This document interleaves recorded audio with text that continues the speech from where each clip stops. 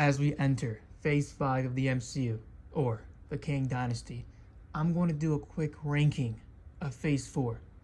Nothing dragged out, straight to the point, not wasting your time. But this is a very controversial ranking, and just to be clear, it's my opinion. Just because I don't like the movie doesn't mean it's bad. It's just my opinion. Anyway, let's get to it. Last place is She-Hulk. This is probably the worst project in the whole MCU. It started off great because it got rid of the origin story. All Disney Plus shows have a problem. They drag out the origin story throughout the whole series. She-Hulk got rid of it in episode 1, which is great. Episode 1 was great. We saw Hulk. It was a fun episode. I loved it. After that, it went downhill. CGI was horrendous. The writers were even made fun of themselves because they knew they were writing a bad show. It didn't even have a proper ending. I just did not like this show. Yeah, Love and Thunder is probably the worst MC movie. Yeah, it probably is. This movie took everything as a joke. Everything. When Jane Foster died, I felt nothing. Thor lost so much throughout his whole life. This should break you. This should make you cry. Nope, I didn't cry. Not one single tear. Gore the God Butcher. Wow. You not only wasted one of the greatest villains in Marvel Comics, but also one of the greatest actors in Christian Bale.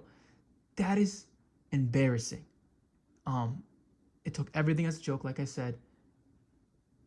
This movie is not good. It's not good. I was very excited for Black Widow. The first film since the pandemic, since Far From Home, first Marvel film, I was very excited. But I do not like this film. They ruined Taskmaster, not by making the character a female, by stealing the purpose of the character. Tony Masters, Taskmaster, ability is that he has insane memory, can copy everybody's moves. That's his powers, basically. In this movie, they made him or her a robot.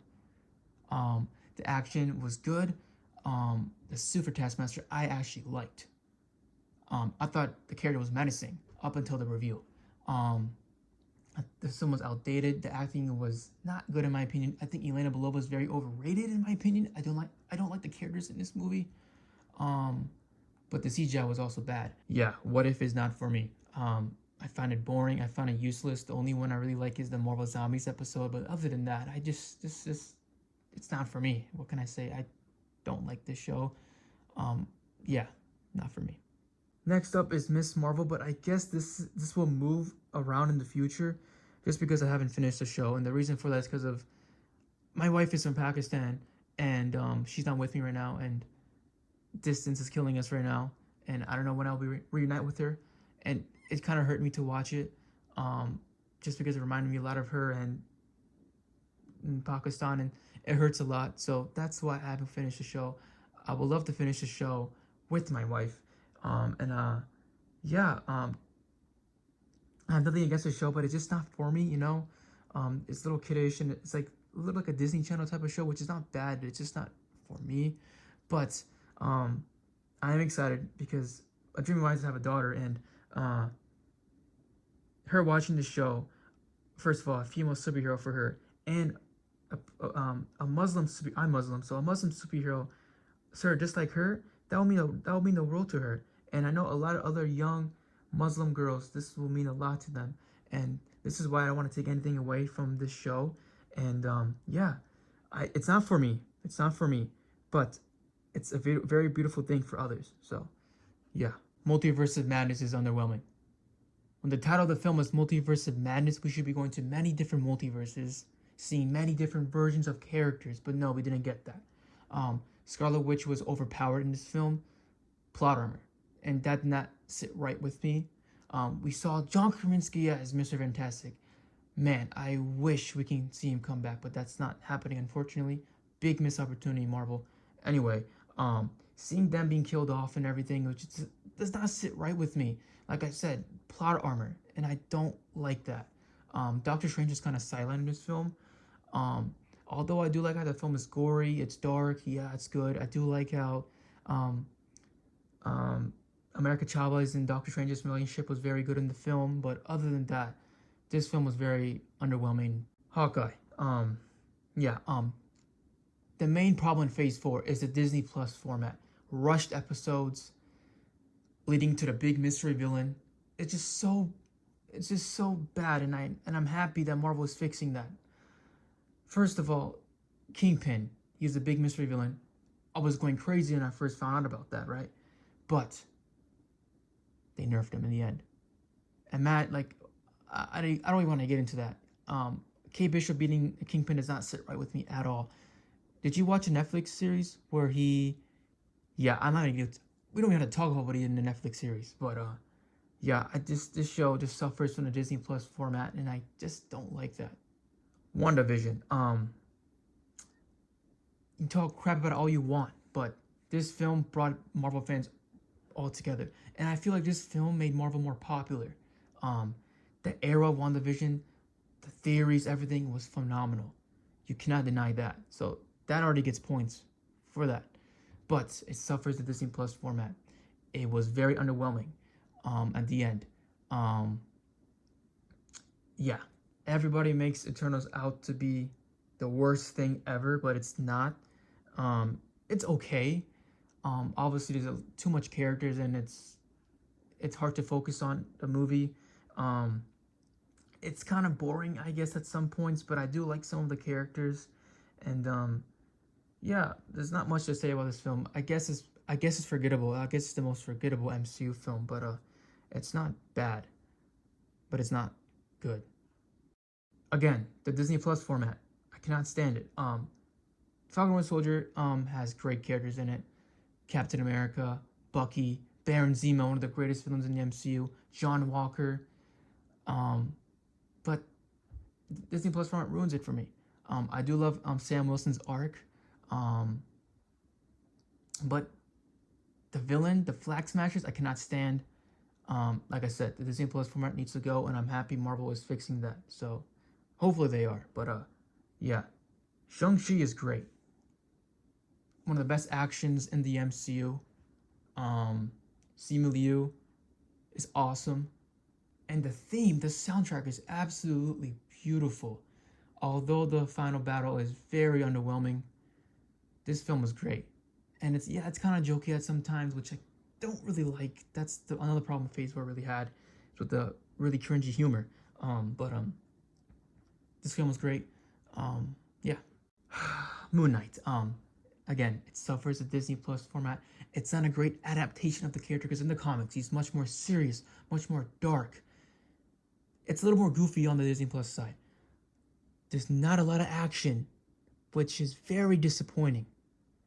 But all that set aside, I'm finally happy we got a good representation of Moon Knight in live action form in the MCU. Moon Knight is one of my favorite characters of all time in the Marvel universe, and I'm happy he's on screen. And Oscar Isaac delivers one of the greatest performances in the MCU. He is unbelievably good as Moon Knight. And the theme, like I said, a lot of problems, but just the fact that we finally got Moon Knight on screen and that a great actor plays him, Oscar Isaac, is great. Loki utilizes the Disney Plus format the best. It still suffers from it. It's still the 6-episode format. It's still very rushed. All that. I think this had 9 episodes or 6. I'm not sure. Anyway, Loki, the theme was great, but also this is a big part of the MCU in Phase 5 because of Sylvie. Kang is unleashed, and this has the biggest tie-in in the broader MCU than all the other Disney Plus shows, right? So that's what I love about it so much, and the fact that Loki, he's off of the Avengers 1 film, right? He's still villainous, right? The fact that he's scared and knows the consequences of Kang being unleashed just shows you how dangerous Kang is. This show is great. It's phenomenal, and cannot wait for season 2 this year. Guardians of the Galaxy Holiday Special is up next, and look, I absolutely adore the Guardians. They feel like a family to me, and every time I watch them, I feel comforted. James Gunn is an absolute genius. He's my favorite director of the MCU, and the first 2 Guardians films are such comfort movies of mine, and one of the best MCU films. They're both in the top 10 for sure. And seeing them in this holiday special is just so beautiful, and man, it's sad to see them go this year, but yeah, this is something I'm gonna be watching for every Christmas, and yeah, the Guardians are the best. What can I say? Werewolf by Night is something the MCU didn't do. It's probably the most unique thing the MCU did And oh my gosh, it's absolutely phenomenal. Take away the Disney Plus episodes and format and turn them into special presentations. Marvel ended off the year, Phase 4, on a good note with these two special presentations, the Guardians of the Galaxy Holiday Special and Werewolf by Night. We saw Man-Thing, a character I never thought I would see in the MCU, and he was dealt with greatly. Elsa Bloodstone was phenomenal in this. And of course, Werewolf by Night, the main character, was absolutely phenomenal, and the action sequences was gory, dark, unbelievable. MCU needs to do more different things like this. Wakanda Forever is a masterpiece. The acting in this film by everyone is gut-wrenching, is unbelievable. I had to look away so many times so I didn't cry, but I still ended up crying. The soundtrack, the acting, oh my gosh. Namor. Can we talk about Namor? Like, he's one of the greatest villains in the MCU. And wow. And Letitia Wright as Black Panther is one of my favorite characters in the MCU now. Is easily the best female character in the MCU. This film is absolutely epic, and Chadwick Boseman would be proud. Come on, guys. No Way Home is #1. Oh, nostalgia blinds you. The hype blinds you. Look, take that all away. This is still a very good Spider-Man film. The villains, the acting, the suspense, everything about this film was great. But come on, Andrew and Toby. Them coming back was like a dream come true, right? I just want to have the feeling again to seeing them for the first time in the theaters. Before the No Way Home hype, the leaks, everything, the theories, it was such a fun time. And the only gripe I have about this film is that why didn't I use Sam Raimi Spider-Man's theme or Andrew Garfield's Spider-Man's theme, right? That's very disappointing. But this film is absolutely epic. So there you go, guys. That's my Phase 4 ranking. I would highly appreciate if you guys subscribe, share, comment, and like. It would mean a lot to me. My health is not the best right now, and this video is hard to make, but I just want to say one more thing. This is just my opinion. There's a lot of other people out there that some of the films I didn't like or shows I didn't like mean a lot to them. I don't want that to take anything away from them, right? So don't bully other people for having different opinions from you. Like, I certainly don't do that. Like, I don't like She-Hulk, but if somebody comes to me and says they love She-Hulk, that's awesome. I'm not gonna downplay them. It's, oh, your opinion's wrong, my opinion's right. We gotta have a respectful, toxic-free fan base here in the MCU, right? As we enter Phase 5, the Kang Dynasty. So yeah, guys, just stay positive and help others and Hulk out.